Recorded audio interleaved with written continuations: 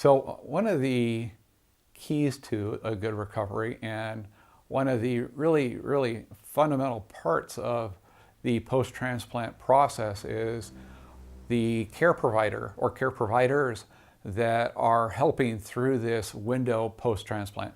So in my particular case, there is a 6-week window once you're discharged from the hospital where there is a very specific requirement that you have a 24/7 care provider. Now that can be one or several people. They have to be friends or family. They cannot be a paid person because of the requirements and the intensity of what's necessary and the reliability that that person must have to be available no matter what. So, you know, the person can't get another job somewhere and become unavailable. That's why it has to be a friend or family member. The reason for the requirement is severalfold, one of which is the person, in my case it was me, who's gone through the operation is on a lot of different medicines and not capable of administering those medicines based on the complexity and the routine without help. Another is that one of the key things that is essential to watch for are signs of rejection. And rejection is where your body doesn't accept the donor lung and starts to attack it. Your immune system starts to attack the donor lung and sees it as a foreign object that shouldn't be there. So once that happens, you get a fever. You start to take symptoms that are a lot like catching the flu. And so early detection and early action when that starts to happen are just essential and critical. So one of the key things the care provider is there to do is make sure at the very earliest sign of this to take action. Where it might be tempting to say, oh, I'll just wait until tomorrow morning and then do something about it. No, you're going to do something immediately as soon as it becomes evident something has changed. And then the other part of it is, you know, as difficult as it is to acknowledge as a patient having gone through it, there's some basic things like tying shoelaces, putting on clothes, pulling on pants. You're not going to be able to do that without help initially. And you shouldn't be doing it because you need to be guarding your incision and not putting stress on it. So there's a lot that you're going to need help with, and the care provider is just going to be essential as part of that. It's a 24/7 job. It really is, especially in the first time window immediately after discharge. The way that we did this in my case is my wife was my care provider for 4 days out of the week. My sister was care provider for 2 days out of the week, and a good friend of mine was there for 1 day a week. And we tried to set it up that way for a couple of different reasons, mainly to give everybody who was a care provider a break or a window where they could get away and get rested up. I can tell you initially, in particular, at the end of the stint that my wife did and that my sister did, they were really tired at the end of their stint and very much looking forward to taking that break. It's intense emotionally and also just in terms of time management. There's always, it seems, something else to do next. There's not a lot of just sitting down. You know, there's this kind of agenda with this ongoing list of things that are, okay, this is next, this is next. So it's not that any one thing is especially exhausting, but that there's just such a long list of things that needs to happen. The other thing is that unless you're one of the very rare exceptions, there's going to be stuff that comes up that you're going to have to make decisions about.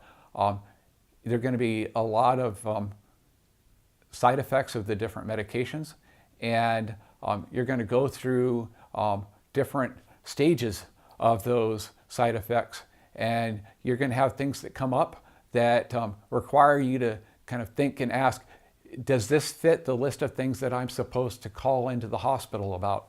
And yes, this seems like a good time to call into the hospital, and then you're going to have to do that, and you're going to have to respond as appropriate based on the guidance you've received. But expect that there'll be some unexpected developments through the recovery process, and that, as the care provider, one of the key things is to help use good judgment and to work through managing the guidance and the feedback you receive from the hospital and the doctors, and make sure that everything is being done according to that guidance, and following through to make sure that the issues have been addressed. So it's not just about following the recipe. There's a lot of judgment that will, I think, come into play for most cases, and that can be tiring. I know it has been in my cases. There were a few things that came up that were not easy to work through. The other thing about the care provider is, you're in a different environment. In most cases, most of the transplant patients were not within the range where they could just go back home. They had to, like myself, be in a hotel or a rental home or some kind of rental close to the hospital for this 6-week window. And so, you have to manage through the logistics of how do you prepare meals, and how do you manage, your sleeping arrangements and laundry and all the rest of the stuff when you're in an extended stay arrangement. And what are the things you're going to want to have from home and to bring, and how are you going to manage visits from friends and family members, and all of that, along with trying to keep, quote, your other life in order and keep up with everything, takes a lot of work. And in my case, there is just an enormous level of support from the community. And by the community, I mean friends, family, neighbors, our church, just a broad array of people. It took literally, the army of people that know me and that I know and were remarkably available and amazing to help make all this happen. My 10-year-old son and my 12-year-old daughter were still at home going to school. So my father and mother-in-law took turns each week staying there at my house with them, taking them to school, taking them to activities. Friends were helping take the kids to activities. While my wife and I were here next to the hospital, going to medical visits, clinical visits, and managing through the post-transplant recovery regimen. So, it's the care providers, both the immediate care provider that is required to be with the post-transplant patient 24/7, and it's the broader community that are just a critical part of this whole lung transplant process, and making for let me say, not a smooth process, but as smooth a process as possible, because there will be some lumps in the road and some challenges, but it's also a truly touching and amazing thing to see a community come together and to see all that support. And one of the hardest things for me was asking for and being open to help from the community, and not just saying, oh, well, we'll make it without asking for help, and kind of that strong sense of independence. It's been an amazing learning experience to find that it's okay to ask for help. And it's a rather incredible gift to have been through this and seeing how willing people are to help, and then to acknowledge and thank people for that help. So I think that this is something that is not just about the operation, and it's not just about the science and the medicine post-transplant. It's also about the people involved, and those people really are an incredibly important part of this whole operation and process, and I think a good successful recovery.